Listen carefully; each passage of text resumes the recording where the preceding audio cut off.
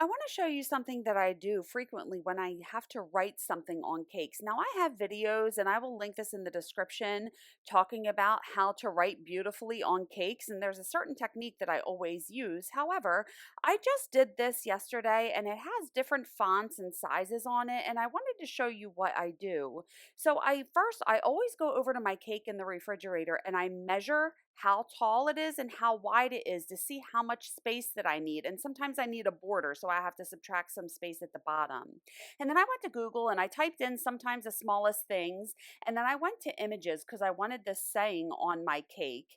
And I was scrolling and I found this one that I liked. So I just dragged it from here onto my desktop, and then I opened up a new Word document and I went to Insert Pictures from File. And this was on my desktop. So I just found it on my desktop and double clicked it. Now you have to get this to the right size. So I want to crop it. So I go up there and click on crop.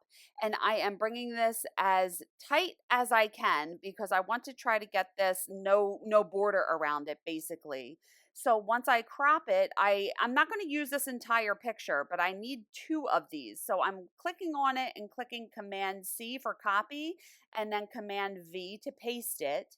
And now I don't like that smaller font on here, so I'm just retyping this myself. So I typed out sometimes and I want to go up here and use a different font. So I like that noteworthy font, and I just made it size 40. And then I am going to center this. I just want to make sure that I get this all the correct size. So now this top picture, I am cropping just so I can have the smallest things writing in here.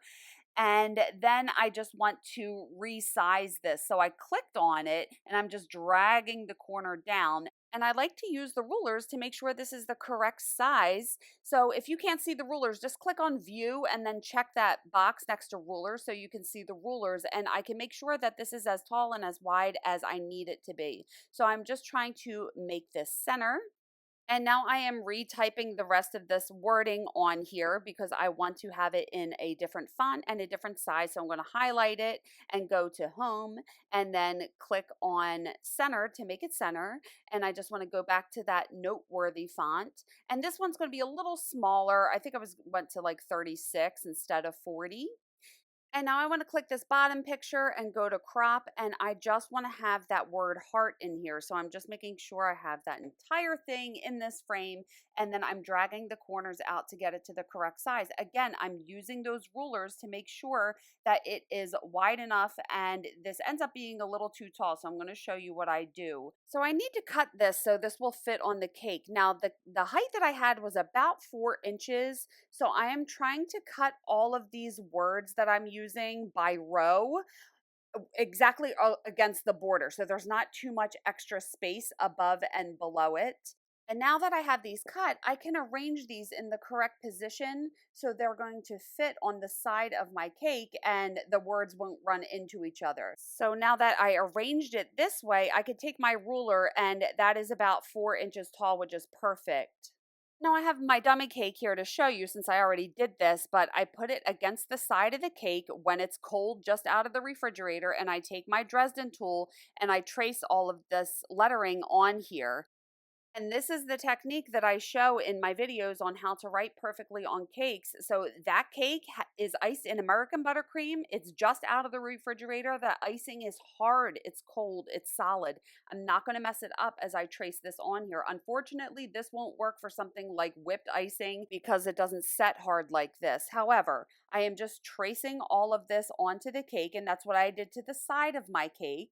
And now you can see that lettering on here. So I take an icing bag. I use the tip number 2, and I always rest my elbow on something that's elevated and then support my writing hand with my other hand so it doesn't shake. And then I just carefully trace this lettering on here. So that's how I get the writing like this on the side of my cake. And I use this technique anytime that I need to write on my cakes. But this is just another way to think outside of the box, and you can combine different fonts with different sizes and different pictures to get different effects on your cake. I hope this helped. Make sure you follow or subscribe for more cake decorating tips.